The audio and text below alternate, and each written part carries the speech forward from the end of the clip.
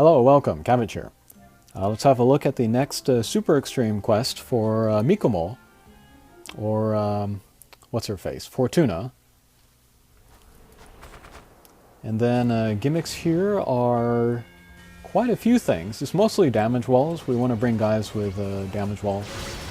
But there are a little bit of gravity barriers depending on what happens.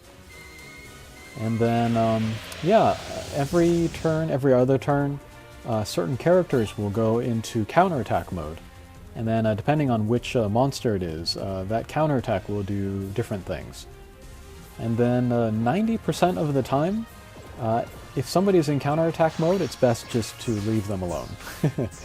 So here with Eden, I'm just going to do an up and down attack to ignore the two guys in counterattack mode. If we do hit the demon when it's in counterattack mode, it will do a white blast. Not enough to kill us if we have full hit points, but still, we would rather not take that. And then these little winged guys, if we hit them in counterattack mode, they will create gravity barriers around some other character.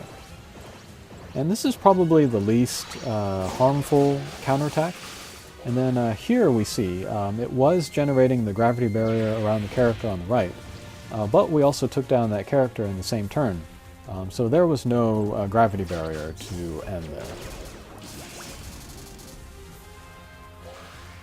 Okay, make sure you hit your gauges. And then to talk about the team that I'm using, first I'm using Yamato Takeru 0, and then he is a Pierce with a null damage wall. And then he has a bump combo, the Dimensional Blades I think it's called, where he targets anybody on the screen that has the lowest amount of HP. Ooh, nice gold egg there. And yeah, that can be good for hitting guys that are on the other side of the screen. And then he has a strike shot where he shoots the blades out, like Dark Muramasa. I will try it out later in this mission, however, and it doesn't do a whole lot of damage. I said this in the video for Joya Berun, but I really feel like kind of the recent higher level missions, all of the characters, both the bosses and the little guys, have much more hit points. So certain attacks are not going to be as effective, and then Yamato Takeru 0 Strike Shot being one of them. Okay, and then here we have a couple of new types of enemies. We got a magician and then a kind of a fire pot guy. The fire pot guy, if he goes into counterattack mode, is actually good. He will get rid of status effects on your guys. And then the magicians, if we hit them in counterattack mode, they will hit us with the bump combo lock. So there we see Raphael had that. So if we hit the little fire pot guy in counterattack mode, we can get rid of that. And then, yeah, here in the lower right-hand corner, we see the ability lock. And yeah, if we touch him in counterattack mode, then we get the ability lock. Alrighty, to continue talk about the team that I'm using. Next I'm using Eden. He is a Pierce with both no gravity barrier and no damage wall. So he'll be my most mobile character. And then he has a blast bump combo, so he can help with my other bump combos to get out. And then he has a very potentially damaging strike shot, but I won't be using it this turn, or this mission, because I couldn't find a really good situation to use it. That's really one of the risks of playing with Eden. Really good in pretty much every respect. But it can be difficult to find a good chance to use the strike shot.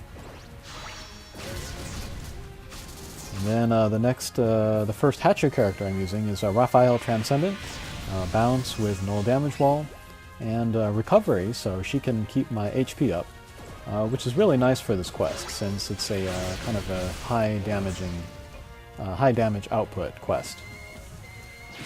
She also has a versatile command strike shot, which can be used 12 or 24 turns. And I really like to use that in the first turn that you enter a stage, because nobody has a counterattack mode then. But yeah, if you find yourself in any stage where there are no counterattack kind of barriers up, you can feel free to use that strike shot. And then finally I'm using a D'Artagnan Ascension, my brand new D'Artagnan. And she's a Pierce with null damage wall. One of the strongest bump combos in the game, the follow-up Piercer. And that's really good for this mission. There are some laser barriers, but of course it's not stopped by laser barriers. And then she also has a healing ability in her strike shot, where the first wall she hits, she'll create a healing wall. Alright, so here let's use Yamato Takeru Zero's strike shot. And yeah, not too powerful. Every little bit helps, of course, but we weren't even able to take out the little guy in the upper right, so... oh well. Okay, so I hit the ability lock while it was in counterattack mode, so yeah, we did get the ability lock there. So yeah, we did hit the damage wall a couple times, so we did take that damage. Thankfully we were able to take out the boss though, so...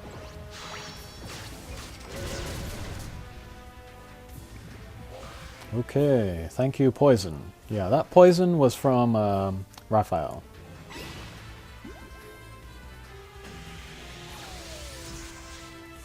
Okay, I see that boot right next to Raphael, so I'm going to not pick that up with Yamato Takeru Zero.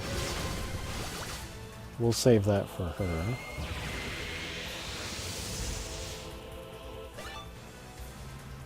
Alright, we'll try to stay away from the counterattack guys.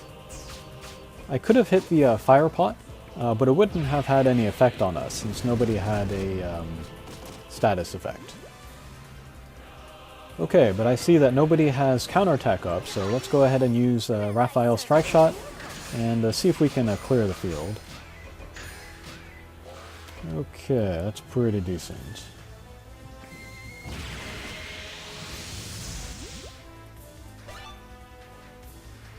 Alright, I do see that the Magician has the counterattack, but it was so close to being taken down, I thought I'd just go for it and then take down the two guys down there. Alright, so now it's just me and Mikumo. And yeah, I almost forgot to talk about the character of Mikumo.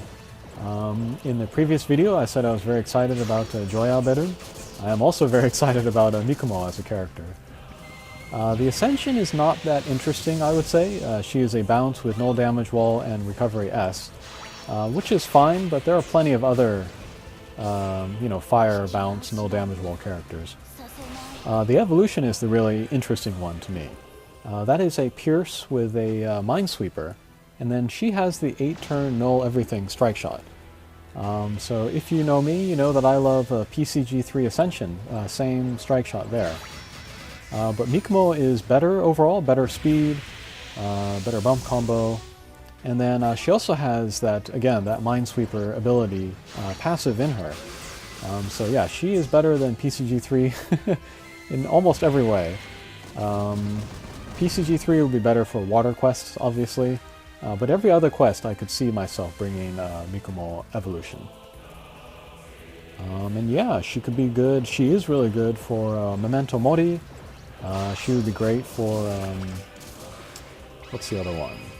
Marishten. And yeah, if you did see my review of Haitoku Pistols and Two for All, she is kind of plays similarly to the Ascension form of Haitoku Pistols. So yeah, to have a max luck version of that would be very, very cool. Okay, last stage. Same deal here. Basically just don't hit people in counterattack mode, and then take down everybody that is not in counterattack mode.